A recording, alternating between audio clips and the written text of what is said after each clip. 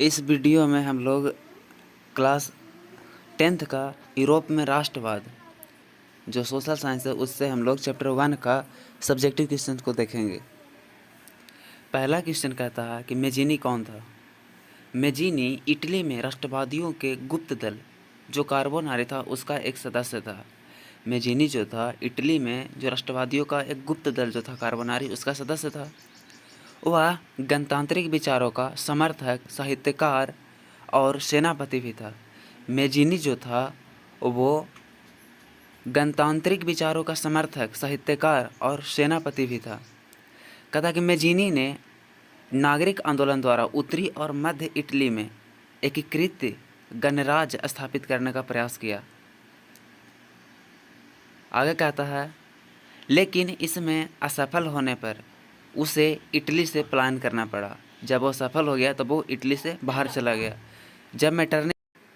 जब मेटरनिक 1848 ईस्वी में पराजय हुआ, यानी जब 1848 में मेटरनिक का पराजय हुआ, उसके बाद मेजीनी ने दोबारा इटली आकर इटली में एकीकरण का प्रयास किया और इस बार भी वह असफल रहा और उसे इस बार भी पलायन करना पड़ा। दूसरा नंबर क्वेश्चन कहता है कि गैरिबाल्डी के कार्यों की चर्चा करें। कहता है गैरिबाल्डी पेशे से एक नाविक था। जो गैरिबाल्डी था वो पेशे से एक नाविक था। प्रारंभ में वह मेजीनी के विचारों का समर्थक था, लेकिन बाद में काबूर से प्रभावित हो गया, यानी काउंट काबूर से प्रभावित हो गया। कहता है कि जो गैरिबाल्डी है वह पेशे से एक नाविक था और प्रारंभ में तो वह मेजीनी के विचारों का समर्थक था, लेकिन बाद में वह काउंट काबूर से प्रभावित हो गया। गैरिबाल्डी विक्टर इमैनुअल के प्रतिनिधि के रूप में सत्ता संभाली थी, यानी जो गैरिबाल्डी था वह विक्टर इमैनुअल के प्रतिनिधि के रूप में सत्ता संभाली थी। उसके बाद गैरिबाल्डी विक्टर इमैनुअल से मिला और दक्षिण इटली के जीते गए संपूर्ण क्षेत्र एवं संपत्ति उसे सौंप दी गई। कहता है कि गैरिबाल्डी विक्टर इमैनुअल के प्रतिनिधि के रूप में सत्ता संभाली और उसके बाद में क्या हुआ कि जब गैरिबाल्डी विक्टर इमैनुअल से मिला तो उसको क्या किया गया कि दक्षिणी इटली के जीते गए संपूर्ण क्षेत्र एवं संपत्ति उसे सौंप दी गई। गैरिबाल्डी ने विक्टर इमैनुअल द्वारा दक्षिण क्षेत्र के शासक बनने का निमंत्रण को ठुकरा दिया। गैरिबाल्डी को निमंत्रण आया कि उसे विक्टर इमैनुअल द्वारा कि दक्षिण क्षेत्र के शासक बने, लेकिन गैरिबाल्डी ने उसे ठुकरा दिया और कृषि कार्य करना स्वीकार किया।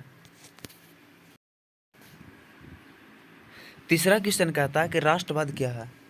किसी विशेष भौगोलिक, सांस्कृतिक या सामाजिक परिवेश में रहने वाले लोगों के बीच व्याप्त एक भावना है जो उनमें परस्पर प्रेम और एकता को स्थापित करती है। यह भावना आधुनिक विश्व में राजनीतिक पुनर्जागरण का परिणाम है और उसे ही हम लोग राष्ट्रवाद कहते हैं। कहता है कि किसी विशेष भौगोलिक, सांस्कृतिक या सामाजिक परिवेश में रहने वाले जो लोग होते हैं उनके बीच में व्याप्त एक भावना होती है, यानी उनके बीच में एक भावना पनपती है जो उनमें परस्पर प्रेम और एकता को स्थापित करती है। और यही भावना क्या कहलाती है? आधुनिक विश्व में जो राजनीतिक है वो पुनर्जागरण का ही परिणाम है। पहला तो बात है कि जो आधुनिक विश्व में राजनीतिक है वह पुनर्जागरण का परिणाम है और इसे ही हम लोग राष्ट्रवाद कहते हैं। 4 नंबर क्वेश्चन कहता है कि मेटरनिक युग क्या है। तो हम लोग आंसर को देखेंगे कि मेटरनिक 1815 ईस्वी में, मेटरनिक 1815 ईस्वी से 1848 ईस्वी तक ऑस्ट्रिया के चांसलर के रूप में शासन किया। मेटरनिक जो था वो 1815 से 1848 ईस्वी तक ऑस्ट्रिया के चांसलर के रूप में शासन किया ऑस्ट्रिया में। और शासन के दौरान उसमें यूरोप की राजनीति में इतनी प्रमुख भूमिका निभाई कि इसी काल अवधि को, यानी इसी समय अवधि को मेटरनिक युग कहा जाता है। 5 नंबर क्वेश्चन का था कि जर्मनी के एकीकरण की बाधाएं क्या थी। तो जर्मनी के एकीकरण में निम्नलिखित प्रमुख बाधाएं थी। जर्मनी के एकीकरण में जो पहला बाधा था वो था कि लगभग 300 छोटे छोटे राज्य का होना, यानी वहाँ जो था लगभग 300 छोटे बड़े राज्य था। दूसरा बाधा था कि इन राज्यों में व्याप्त राजनीतिक, सामाजिक और धार्मिक विषमताएं का होना, यानी वहाँ जो पहला बात है कि 300 छोटा बड़ा राज्य था और सबसे बड़ा बात है कि वहाँ सामाजिक और धार्मिक विषमता था। तीसरा कहता है कि राष्ट्रवाद के भावना का अभाव का होना, यानी राष्ट्रवाद के भावना का भी वहाँ अभाव था।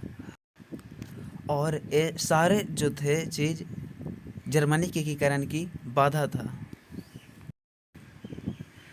6 नंबर क्वेश्चन कहता है कि फ्रांस की जुलाई जो 1830 में हुआ था, यानी फ्रांस की जुलाई की क्रांति का फ्रांस की शासन व्यवस्था पर क्या प्रभाव पड़ा। जो फ्रांस की जुलाई की क्रांति हुआ उसका फ्रांस की शासन व्यवस्था पर क्या प्रभाव पड़ा। आंसर को हम लोग देखेंगे। कहता है फ्रांस की जुलाई की क्रांति का फ्रांस की शासन पर यानी शासन व्यवस्था पर निम्नलिखित प्रभाव पड़ा था। पहला था कि वहाँ जो बुर्बो वंश था, बुर्बो राजवंश का शासन था, यानी कि वहाँ बुर्बो वंश के स्थान पर आर्लियंस वंश को सत्ता सौंपी गई। यानी जो फ्रांस में बुर्बो राजवंश का शासन था वहाँ पे क्या किया गया कि उसके स्थान पर आर्लियंस वंश को सत्ता सौंपी गई थी। दूसरा कहता है कि इस वंश के शासक ने उदारवादियों तथा पत्रकारों के समर्थक यानी पत्रकारों के समर्थन में सत्ता हासिल किया था। तीसरा कहता है कि चार्ल्स दशम के प्रतिक्रियावादी शासक का अंत हो जाना, यानी कि चार्ल्स दशम का भी प्रतिक्रियावादी शासक का अंत हो जाना। 7 नंबर क्वेश्चन कहता है कि यूरोपीय इतिहास में घेटो का क्या महत्व है। इसका आंसर हो जाएगा घेटो। यह शब्द यूरोपीय देशों में यहूदी बस्ती के लिए प्रयोग किया जाता था। घेटो जो शब्द है यह शब्द यूरोपीय देशों में यहूदी बस्तियों के लिए प्रयोग किया जाता था। आज की भाषा में यह धर्म, प्रजाति या समान पहचान वाले लोगों को दर्शाती है। 8 नंबर क्वेश्चन कहता है कि वियना कांग्रेस की 2 उपलब्धियां बताएं, यानी वियना कांग्रेस की 2 उपलब्धियां को बताएं। तो इसका आंसर हो जाएगा कि वियना कांग्रेस की 2 उपलब्धियां इस प्रकार है, देखेंगे हम लोग।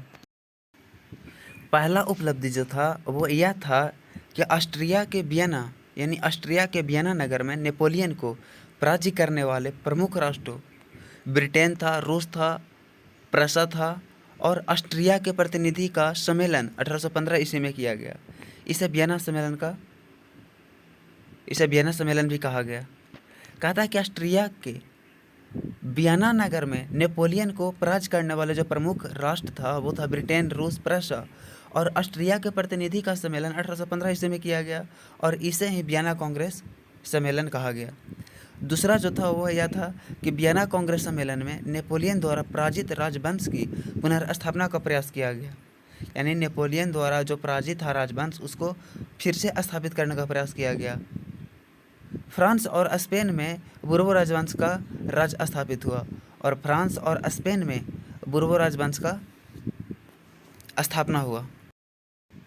9 नंबर क्वेश्चन कहता है कि काउंट काबूर के बारे में बताएं। कहता काउंट काबूर एक सफल कूटनीतिज्ञ एवं राष्ट्रवादी था। उसने इटली के एकीकरण के लिए राजनीतिक दाव पेचों और कूटनीति पर अधिक विश्वास किया। इसी कूटनीति से काबूर ने इटली की समस्या को एक अंतर्राष्ट्रीय समस्या बना दिया। काउंट काबूर इटली के एकीकरण में सबसे बड़ी बाधा ऑस्ट्रिया को मानता था। इस प्रकार 9वां का ये आंसर हुआ। अगर वीडियो अच्छा लगे तो लाइक करें।